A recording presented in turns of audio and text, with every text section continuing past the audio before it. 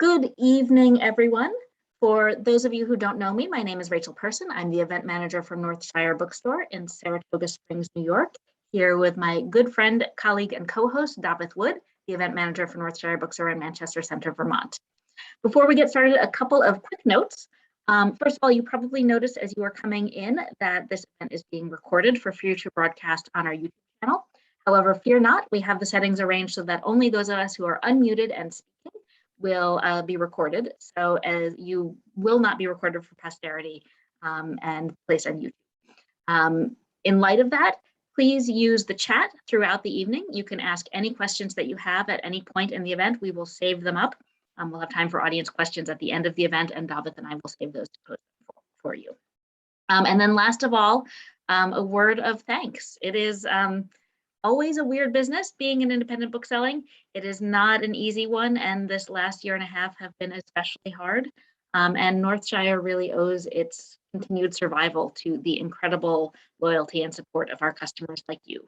We couldn't be here presenting events like this one without your support of our stores, and we are deeply, deeply grateful for it. So thank you for being here tonight, and thank you for shopping with your local indies. And now, without further ado, Davith, why don't you introduce our guest tonight? Thanks so much, Rachel.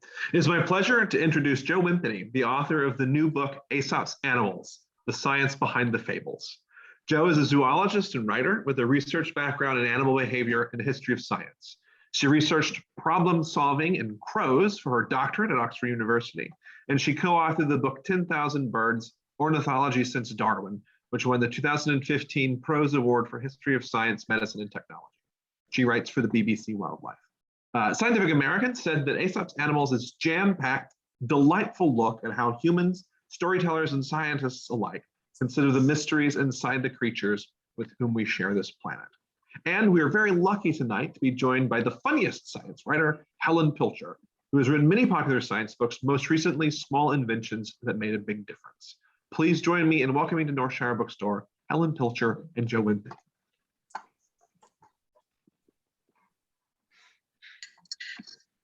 So over to me. Over to me. Excellent. Yeah, hello. My name's Helen, and it's really, really lovely to be here with all of you. And it's been my absolute pleasure to read Jo's book. Genuinely, it really, really has. It's such a fabulous book. So first of all, Jo, I'd like to start just by saying congratulations. It's such a beautiful book that you have produced. So many rich and wonderful moments throughout it, and so much interesting stuff to talk about. So much interesting stuff. So we'll get stuck straight in. First of all, I'd like to start by asking you, what motivated you to write this book? How did this idea, this brilliant idea, come to form in your head? Well, also thank you for the lovely introduction. It's wonderful to be here, and I really wish I had a fantastic origin story for this book, because people keep asking me the same question: where did this idea come from? I can't recall the precise details, but I have a background in crow cognition. I was familiar with the literature, and it was the first experiment of Aesops Fables that happened to be done in crows. So I think, and I can come on to that and talk about it in a bit more detail later, but that I think just ignited something in me of, have any of the other fables, these incredible millennia-old stories that we're so familiar with, have any of the others actually been examined from a scientific point of view? And so that was the idea. I was really keen to write a book about animal behavior because that is the thing I've always been passionate about, and I wanted to bring it to life for a non-specialist audience. I wanted to cram in all of these facts and fascinating findings about what animals do and why. And I saw Aesop's Fables as providing this lovely hook, this bridge between the arts and the sciences that I thought could help people who potentially don't think of themselves as having a biological background or understanding, much about the science, to sort of provide a bridge. And as time went on, I think I started to feel that there was a much deeper issue here, and a much stronger reason for writing the book, which is that we're thinking about fables that have their roots in, potentially 2,500 years ago, more than 2 millennia, and undoubtedly these stories, which largely feature animals and potentially mythological characters, they shape our emerging knowledge of the natural world and of what animals do. And it struck me as quite incredible that we continue to think about things like the cheating wolf or the cunning fox and the clever crow in these ways, when these stories were never designed for our modern times. So that's quite a lengthy answer. You remember, a wonderful thing about this book as well. So for me, it was a trip down memory lane. I remember being told a lot of these fables as a kid. They're kind of there in our collective consciousness now. They're really familiar. So it's a trip down memory lane, meets all this wonderful stuff in, current studies of animal behaviour. Do you remember being told or read Aesop's Fables when you were little? Were they a part of your life when you were a child, or do you remember when you sort of came to discover them? No, I don't. Again, I feel like I should just make up the fact that it's a great story and they were a really important part of my life. No, but on the other hand, I can't remember a time when I didn't have those associations about particular animals doing things. So I know that I was, my parents have said that we had a copy of Aesop's Fables. I will have looked at it. I don't remember particularly, but certainly grew up with those kind of ideas and beliefs about animal natures very present, I would say. And before we get stuck into sort of some of the context of the book, let's just back up a bit as well. So this Aesop character, right? He's a name that is familiar to so many, but it made me realise that I know nothing about him. What do we know of him? Who was he? Was he real? So I think you're not alone in not knowing very much about him, and that is because there isn't a lot to really say. So I think there are two camps of people. There are people who believe that he was a real person. If you look on Wikipedia or other sites, you'll find dates of birth and death. And he was supposed to have been a slave who earned his freedom by telling these witty stories, these moral messages. On the other hand, you've got more recent scholars, I would say, who point out that there are lots of inconsistencies in the way that Aesop's life has been portrayed, and it doesn't all sort of add up properly. So there's this idea that potentially he was a fictional creation around kind of turn of the millennia to basically to accompany these stories. So the stories were kind of there, and potentially he was created as a character that attached onto these stories at that time. So the answer is, I don't really know. I'm certainly not going to claim to be an expert in the history of Aesop, even though my book is called Aesop's Animals. But for the purposes of the book, I talk as if he was real, and that's just because it's easier than having to caveat every single mention with not quite sure. I think we're allowed to do that, and I think whether he was real or not, in a sense, like I say, like his fables, he's sort of become part of this collective consciousness. Yeah. And the other thing that kind of struck me was, so we've all heard of certain of Aesop's fables. So we've all heard of like the Hare and the Tortoise, of the wolf in sheep's clothing, but you look at I don't know what, maybe 8, 9, 10 of these in detail, but what I was surprised by was how many more there were that I'd never heard of. Like, just for wolves alone, we've got the wolf in sheep's clothing, the wolf and the lamb, the wolf and the sheep, the wolf and the sheepdog, the wolf and the sheepdog part 2, the wolf and the sheepdog, the sequel. That it was prolific, even if he didn't exist. That there were how many, dozens? More, hundreds. Wow.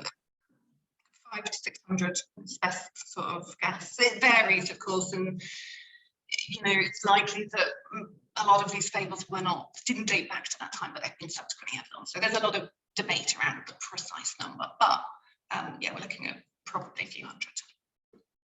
Okay, so what should we start with? What would your favourite one be? Does it come back to crows? Because obviously you are crow lady. You've spent time with the crow. Yeah. What's your sort of top couple? Yeah, Jo the Crow is what some of my friends have called me for the fact that I worked on crows for my PhD. The crow is the starting point for the book, so it feels like that might be a good one to start with. Do you want to remind us? Do you want to tell us the story of the crow, or read us the story of the crow, if you prefer? Yeah, whichever? I can do. I have my book here, so I can read you the fable. Crow in the Pitcher is the fable. It goes, a crow perishing with thirst saw a pitcher, and hoping to find water, flew to it with delight. When he reached it, he discovered to his grief that it contained so little water that he could not possibly get at it. He tried everything he could think of to reach the water, but all his efforts were in vain. At last, he collected as many stones as he could carry and dropped them one by one with his beak into the pitcher until he brought the water within his reach and thus saved his life. So we have this picture emerging of this very clever, smart, tool-using, problem-solving bird, which I really want to believe. So how close to the truth is that? Could a crow solve this task? So we'll cut right to the chase with this one, because this is the only fable that, to my knowledge anyway, has been scientifically tested. It's been done. It was done firstly with rooks, which are another species of the crow family. Crow family, scientifically called the corvid family. So rooks were studied, and this was published in 2009 by Chris Bird and Nathan Emery at Cambridge University. And rather than starving the birds of water, because you can't do that you can't parch them, so they're desperate for water in scientific studies, they tagged a little worm onto a piece of cork and had it bobbing at the surface of the tube. But nonetheless, the required behaviour was the same. The birds needed to drop stones into the tube in order to raise the water, and they found that they did. And this has subsequently been repeated with Eurasian jays. So that's another species, with other species of corvid. We've got Eurasian jays, we've got New Caledonian crows, and most recently it's being done with American crows as well. So at face value, it seems as if Aesop was right, that crows, I mean, we don't know which type of crow he was talking about in his fable, but several members of the crow family show this behaviour. But that's only part of the story, isn't it? And what you said before is that when you read this fable, you kind of instantly think, well, it's doing something clever.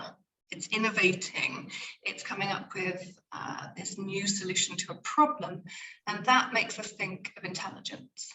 And a big part of this chapter is trying to work out what we actually mean by intelligence, and whether or not the behaviour that we've seen is actually indicative of it.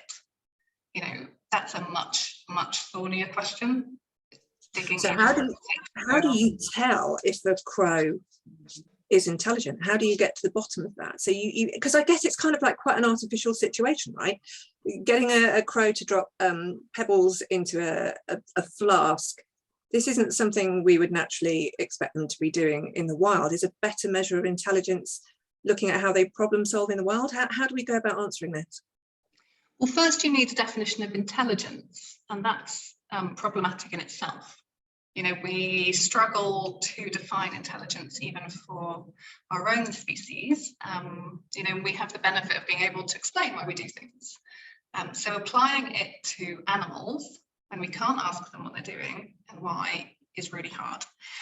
And again, in the chapter, I talk a little bit about the history of this and how the ideas have changed throughout the years. And today, researchers studying cognition, I think there's still debate on what we mean by intelligence, but I think they've kind of taken a step back now and think more about what are the actual cognitive processes going on.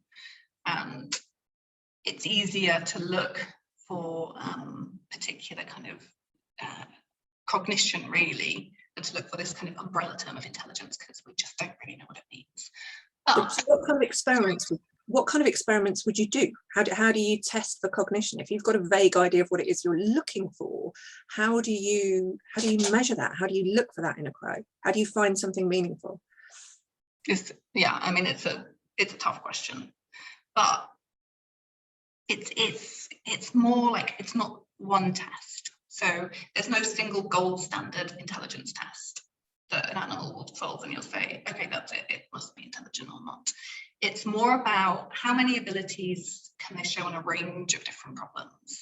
You know, are they able to generalize previously learned solutions to novel situations that they've never experienced? Are they able to come up with new solutions to problems? And that's where the Aesops Fable paradigm comes in. But in the studies that have been done so far, so for example, the rook study, those birds had actually already had some relevant experience, which means that coming into the experiment, they weren't completely naive to it. There's kind of a fine line between having this animal that's never experienced something, in which case you think, well, why would it solve it in the first place? And an animal that's been trained on that to the point where it comes in and does it, and what does that tell us as well? Because it's learned a solution and it's just repeating that. So it's kind of about designing experiments where you're able to tease apart these different explanations. You know the previous experience of your bird coming into it, whereas for Aesop's crow, who knows, that bird might have done it 100 times, already, and only on the 100th trial learned that accidentally knocking a pebble into the pitcher caused the water level to raise, or potentially it watched another animal.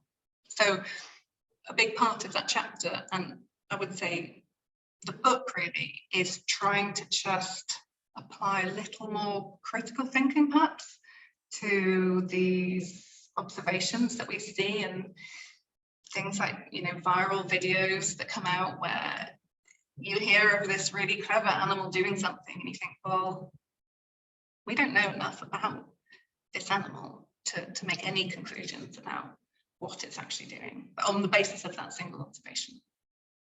So where does that leave us with the crow and Aesop's fable then? So I guess the moral of that fable was about being a bit cunning, and if you're faced with a difficult problem, maybe lateral thinking is a good thing to do, and it's portraying the crow as this smart problem solver. Do you think that's a reputation that is justified? Yes, I do. Yeah, I mean, across the corvid family, there is undoubtedly a lot of evidence that these birds are very rapid problem solvers, and on a range of different problems as well. So I feel as if I probably talked down the crow in my previous answer, but no, we're seeing evidence across both social cognitive domains, so in terms of how the birds interact with others, things like deception, which we might come on to when we talk about wolves potentially, the kind of abilities that you need to do well in a social group. We see a lot of that in birds like ravens, for example, very, very good at manipulating perhaps the others in their group, but also in the physical domains, and that's where tool use comes in, and the sort of physical problem solving that we've seen in the Aesop's Fable. So, am I right in thinking, I'm sure I probably read this in your book, New Caledonian crows, amazing tool makers. So we've got crows using tools in lab studies, but we are seeing it in the wild also, right? Right. New Caledonian crows are the sort of avian pin-ups of tool use and tool-related cognition. So they rival great apes in the diversity and the complexity of the tools that they make and they use. They're just very, very skillful tool users, and that's because it's a routine part of their lives. So this particular species lives on New Caledonia only, and all members of the species make and use tools, just routinely, to extract things like grubs from dead wood, that kind of thing. So if you were to be stuck in a kind of survival program in New Caledonia, you'd do well to befriend a crow, basically. If you wanted to survive on a diet of grubs and stuff, it could be your friend, really, couldn't it? Absolutely. I mean, yeah, you could follow it and then try and steal the grubs that it extracted, but then I predict that it would not let that happen again. They would learn about that insult, and I don't think they'd fall for it again. I love it. You mentioned wolves. Why don't we come on and talk about wolves? So the fable that you describe in detail is the wolf in sheep's clothing, which again people are probably familiar with, but just remind us what the fable is. Yes, I won't read it because I don't have it marked in my book right now.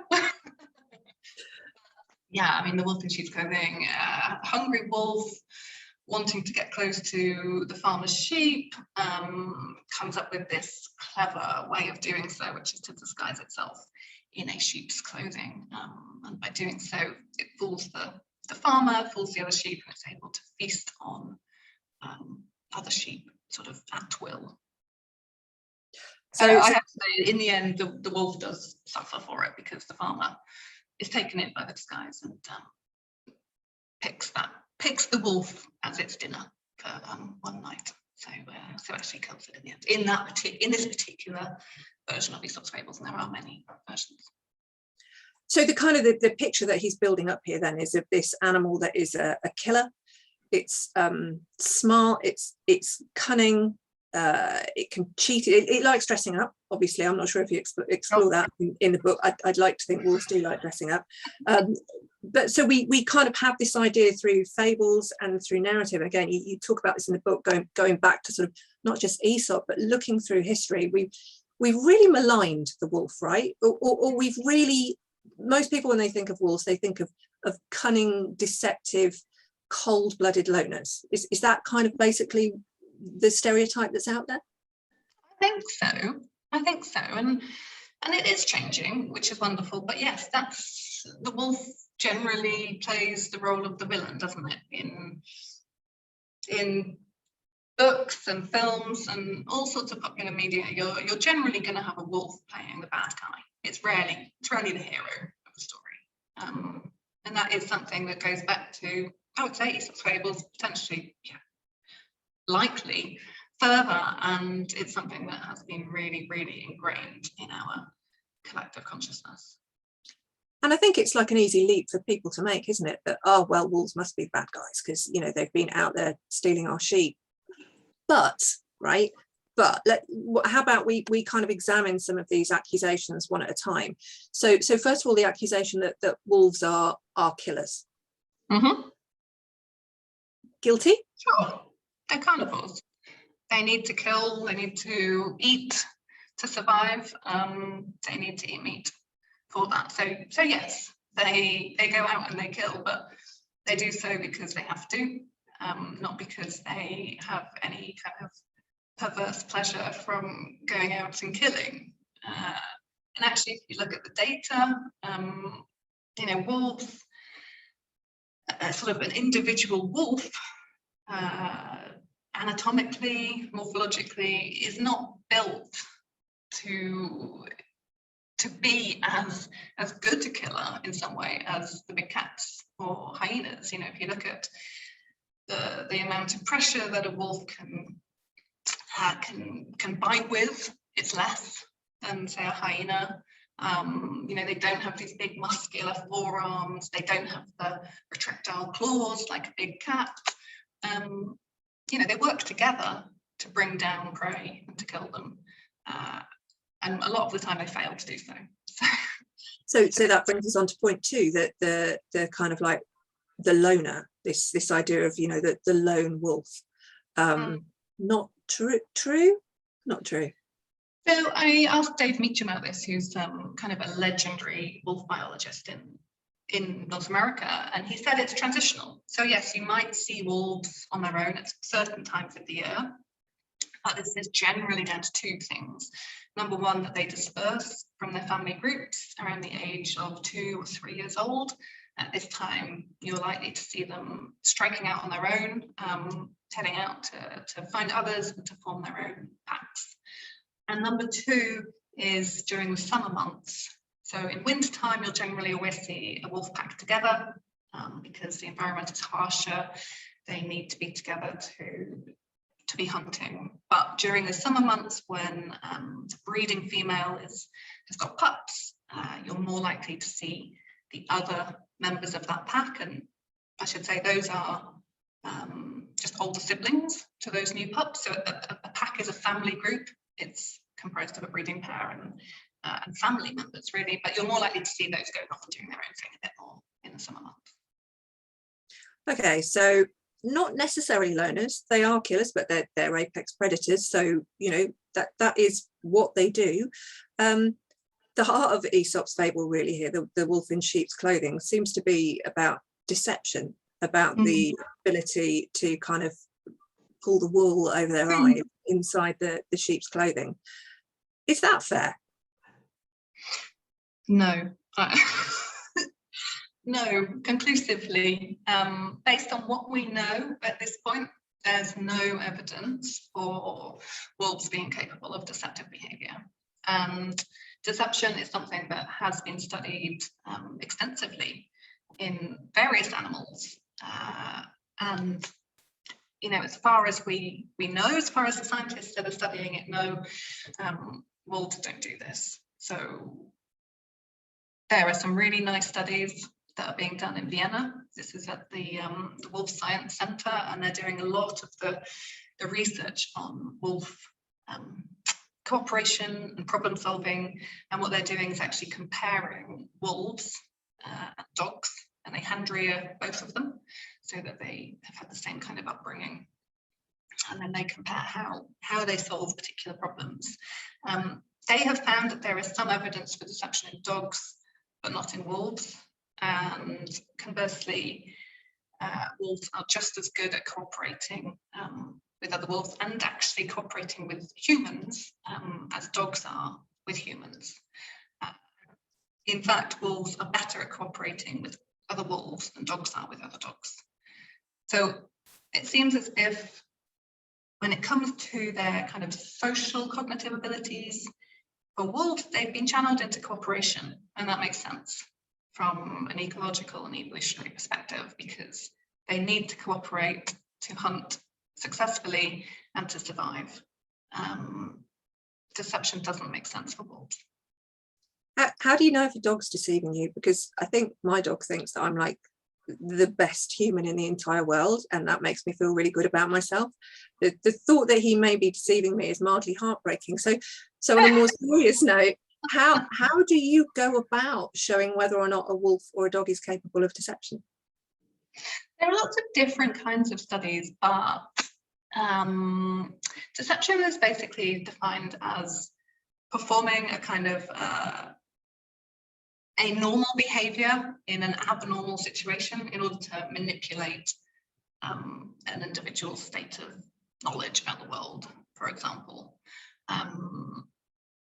So it could be, I don't know, I reviewed a lot of it in the chapter, like making an alarm call when there isn't a predator around. For example, drongos do this when they're following meerkats, and normally they call honestly, but occasionally if a meerkat's found like a good juicy bit of prey, the drongo will emit a false call, and that causes the meerkats to scarper because they think that it's a warning.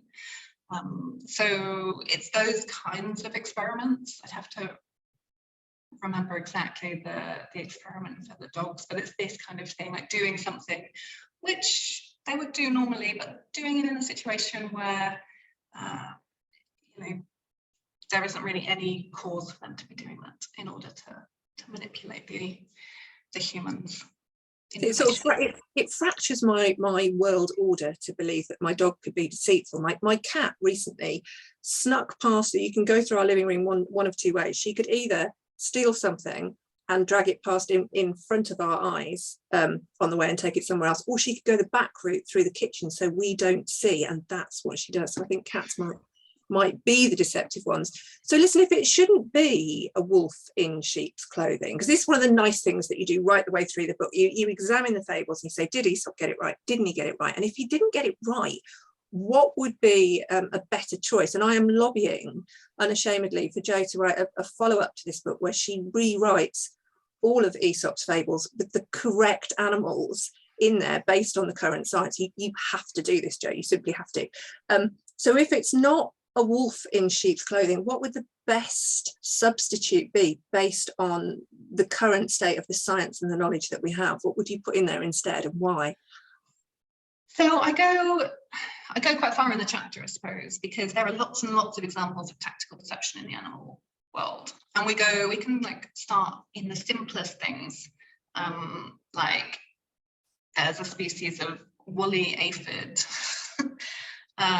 There's a predator that feeds on woolly aphids and basically coats itself in the waxy covering of the woolly aphids. And this has actually been termed a sort of wolf in sheep's clothing predator.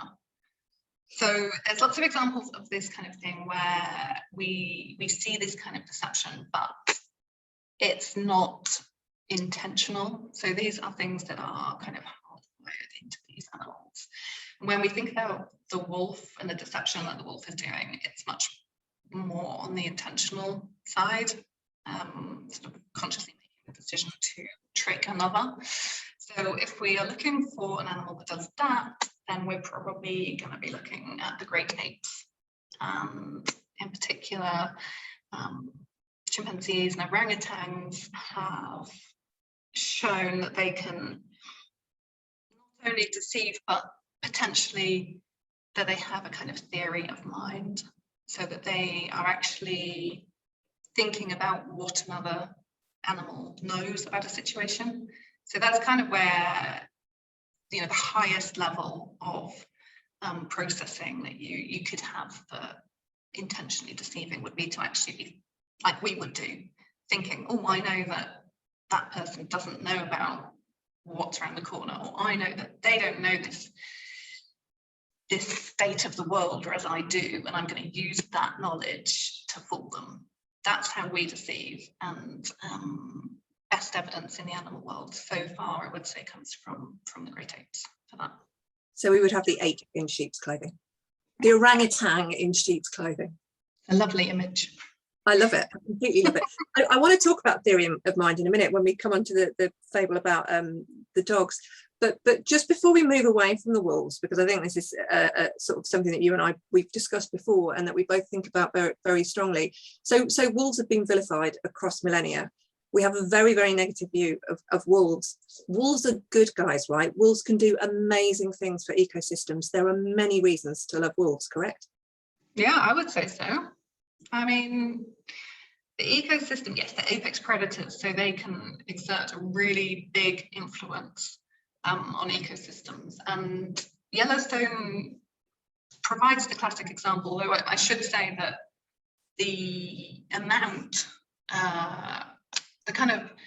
the amount to which the rejuvenation of Yellowstone can be attributed to wolves is debatable. But I think what all of the scientists agree is that wolves have a really important, all apex predators play a really, really important role in determining how ecosystems work and actually putting things back into balance after they've become badly knocked out. So I would say they're the good guys. Plus, they've managed to hang on in a world which has become so hostile to them.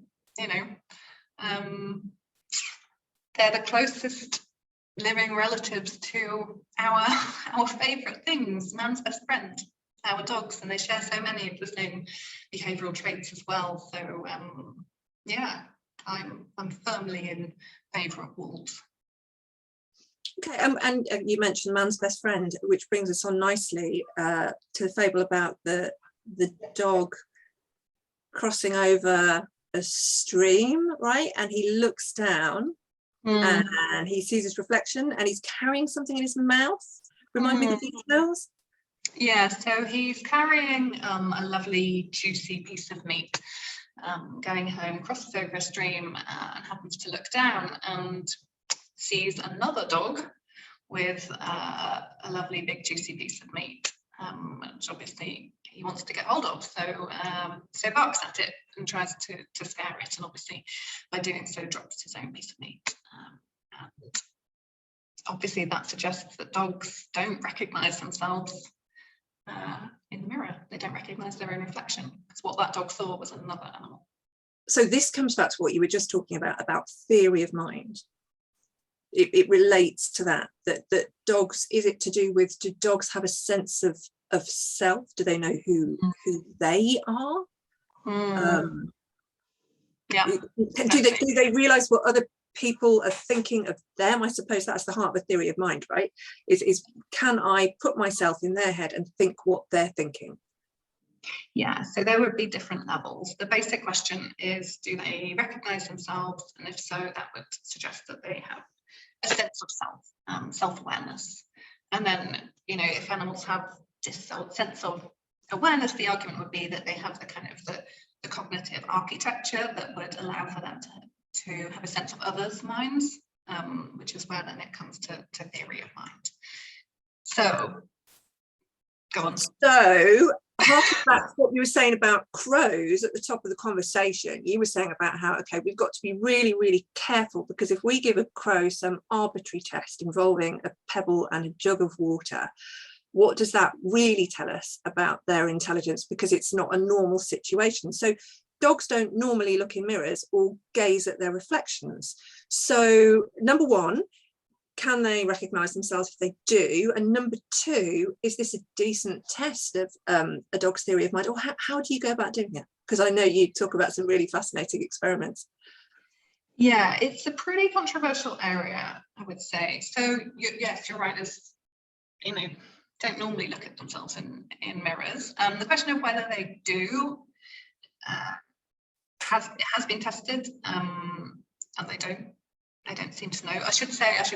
Let me back up a moment and talk about the actual test, which is the mirror self-recognition test, the mark test, which was first pioneered with chimpanzees back in, goodness, now it would be the late 1960s. This was Gordon Gallup, and what he did, he wanted to look at self-awareness in chimpanzees.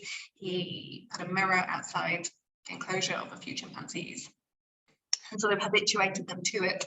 And then he put a little mark, so one mark on the eyebrow and the other on a part of the ear, where the chimpanzee wouldn't be able to see it, you know, without a mirror.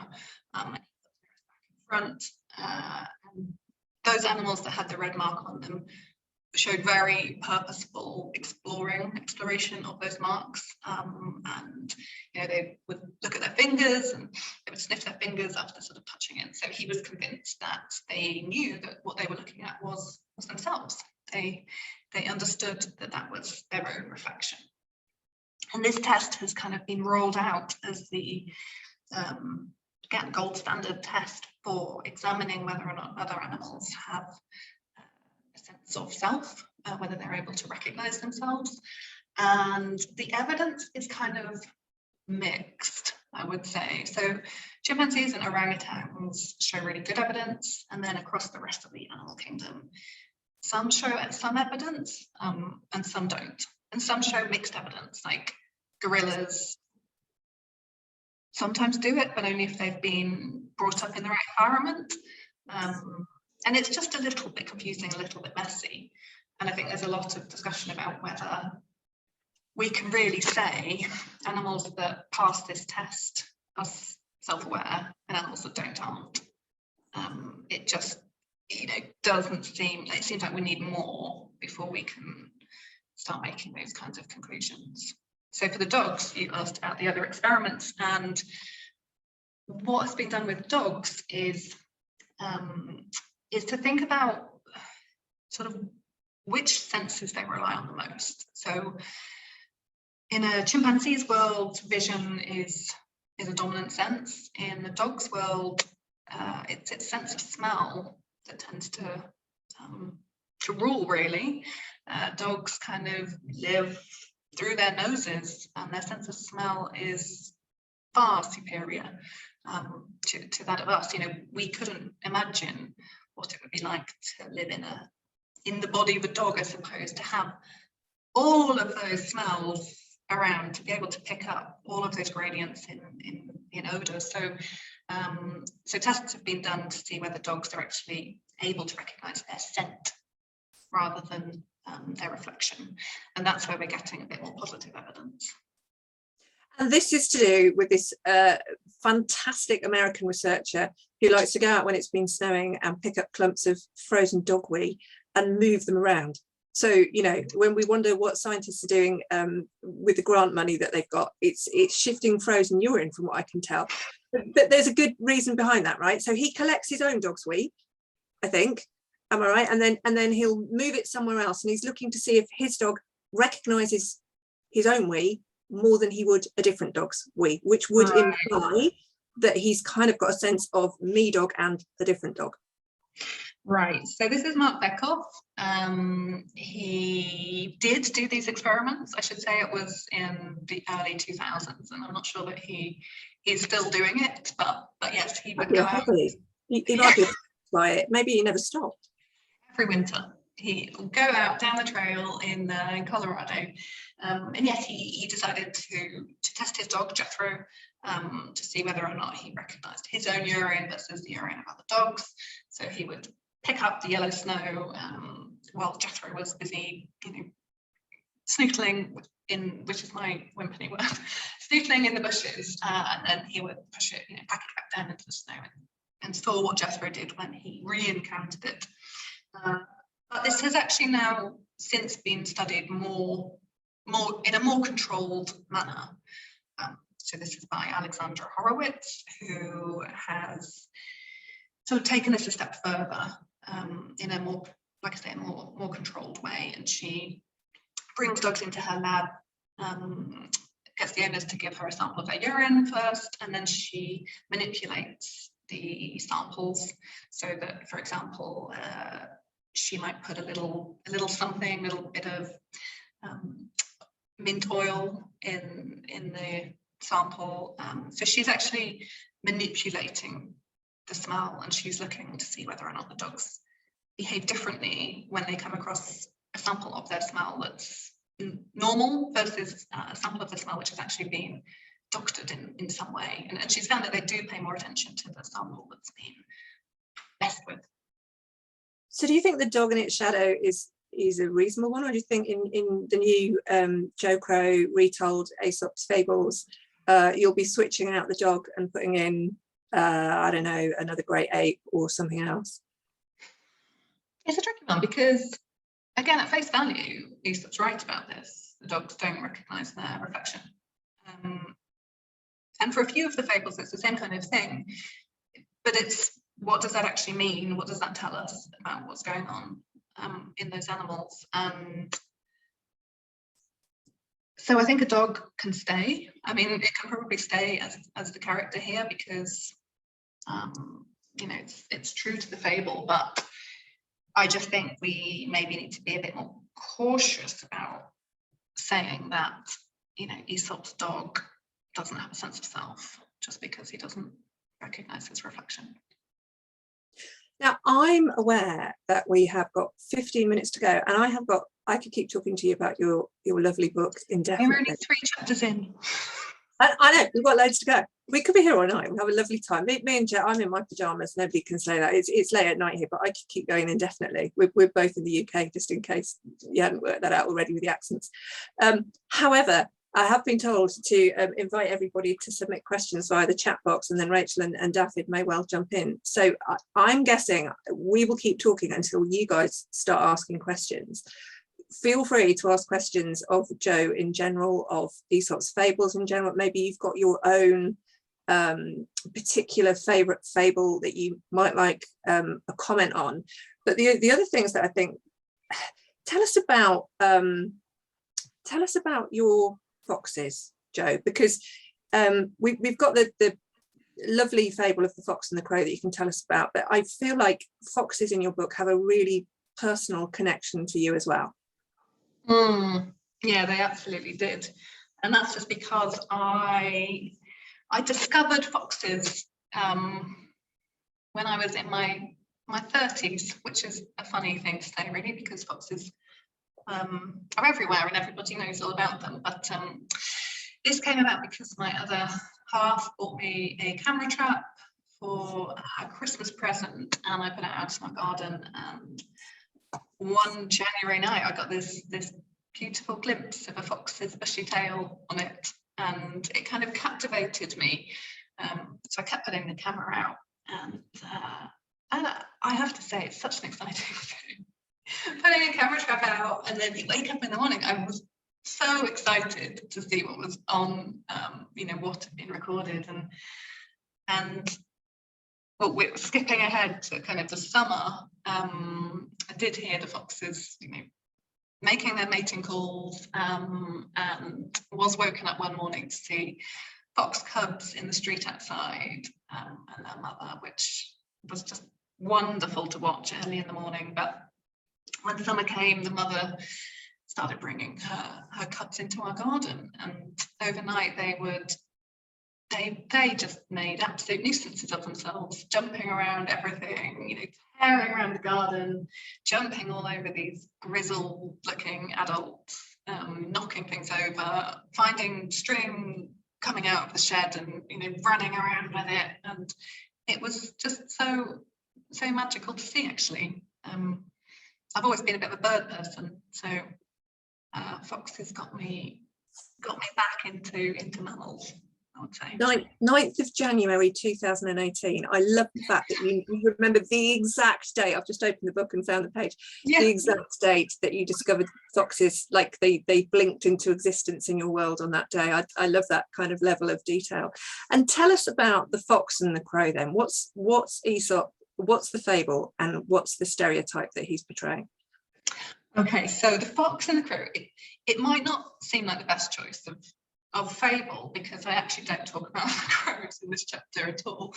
But the fox and the crow, I had to write this fable because I saw it in my garden. So again, the same foxes, they grew up and they moved on, but there was a young fox that remained, and she kept, I call it a she, I have no idea, but she kept coming into the garden. And one morning I was getting ready for work, I looked out the window and I could just hear this raucous cawing, so crows were just going for it around the garden. They were making such a noise, and I looked down and I saw this fox was very delicately strolling along the wall that divided our garden from our neighbours, and the crows were up in the trees, just really shouting at this fox, and she sort of walked along, and then something I've never expected to see. She got to the tree in which one of the crows was in,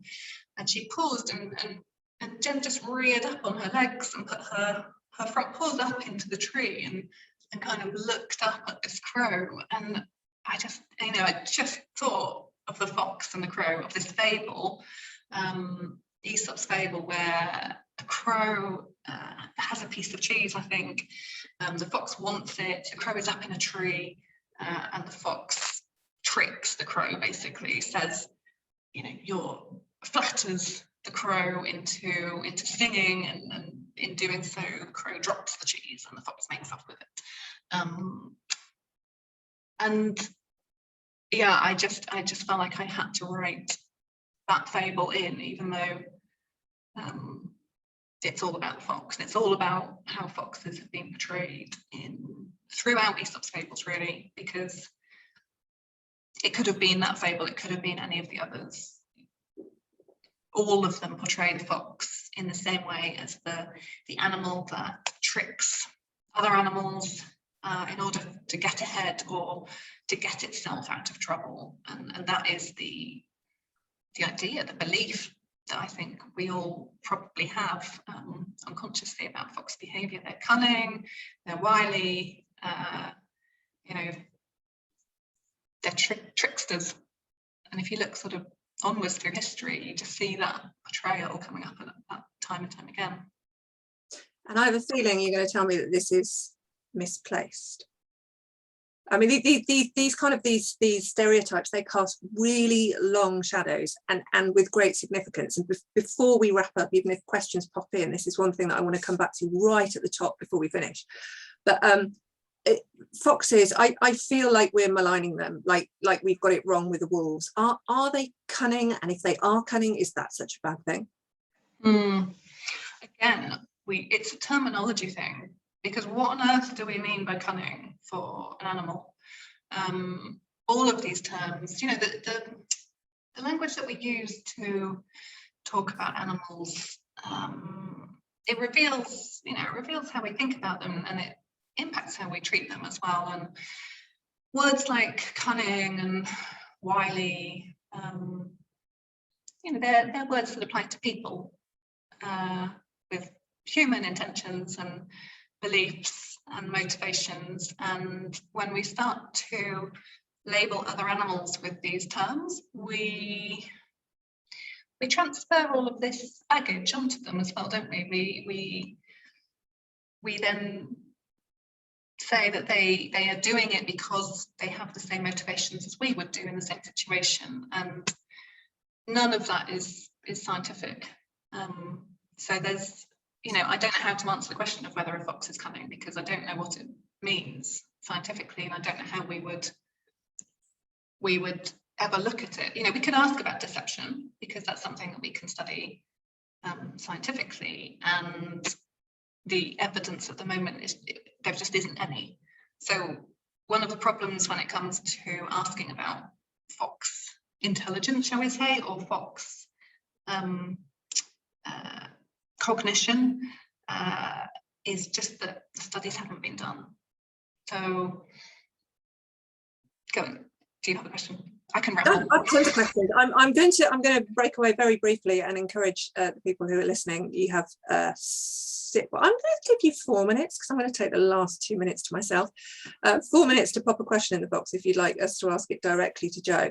But one of the really interesting things, and many beautiful snippets and facts that I learned from your book, was this story that you tell about an ancient burial site in Jordan from 16,000 years ago, where somebody of high status was buried with a fox. So perhaps the way that we vilify them and we think about them now, they weren't always thought of like that. Perhaps these were high status animals in the past, and somewhere along the line we've kind of fallen out with them. Yeah, it's a good point. And it's quite an incredible thought that the foxes could have been, you know, companion animals, because it's not just that there are other places where bodies have been found with foxes buried with them, and evidence of you know, a fox. There was a fox that had a broken leg, but the way that it had healed was very consistent with it having had human care. So, you know, we were caring for these animals, and they were very highly valued. And yes, along the way, and of course the same for wolves as well. They were not always vilified. You know, you just have to look at things like the place of the wolf in ancient Rome, and, you know, the founding of Rome, and the sort of stories that go alongside that. It just seems through the ages they took on this reputation of being the bad guy. Yeah. I'm going to give you 2 minutes before my final question. We planned to talk about tons more than this, didn't we, Jo? And we've only got through part of it, but because I'm we're having a lovely time. But donkeys, we wanted to mention donkeys because okay, so we've got the whole fable thing. We probably haven't got time to go into that, but I think one of the things that I found very poignant, and again you mentioned it to me when we were talking before, is that we don't care enough for donkeys, right? And donkeys are in trouble. Yeah, donkeys have always been our beasts of burden, and that's something that hasn't really changed, although again there's evidence that they were much more highly valued in early civilizations. But yes, today donkeys improve the livelihoods of hundreds of millions of people around the world. They're vital, actually, to people's lives. and yet they're not treated well. Yeah, something about the donkey, we seem to think it's okay, or it doesn't feel pain in the same way as other animals. Or we think, well, it's stupid, or it's a stubborn animal, it's less deserving of potentially of welfare. And they're being used in Chinese medicine, right? Yeah, so there was a report that came out a few years ago which highlighted the potential peril that donkeys might be in. It sounds ridiculous to say that donkey populations could be in peril because there are tens of millions of them, but there has been a surge of interest in a particular Chinese medicine product, which is made from using donkey gelatin. So donkeys are being taken and skinned. So skinned for their hides are then being boiled for the gelatin that's in them. And this particular product seems to have really taken off, and there's a lot of demand for it. So the Donkey Sanctuary, which is based in the UK, wrote a report a few years ago saying that basically at current levels, we could be looking at a halving in the world's donkey population. I can't remember what 5 years, I think you said, wasn't it? Yeah, which is staggering, really. And yeah, it now means that because there's such demand, donkeys, which are, as I said, vital to the livelihoods of people in, for example, Africa and Asia, are being stolen because they'll fetch more being exported for this business than they do for these people. So it's not just the donkeys that are suffering, it's the people that depend on them too. And let me ask you one final question, because we're going to run out of time. Why does it matter if we get it wrong? Why does it matter if we think that foxes are cunning or wolves are cold-hearted killers? Why does it matter that we have these stereotypes? You know, why should we care? Well, as I said, I think the way that we talk about animals reflects how our treatment of them as well. You know, it reflects how we treat them, and it reflects how we feel about them. I am definitely not against animal stories, I should say that. I feel like it could I'm not a killjoy in that sense. You know, I think stories are really important. I think that animal characters play a very important role in those stories. You know, they allow topics to be talked about that maybe couldn't be if it was human characters. They, you know, I think they spark the imagination as well.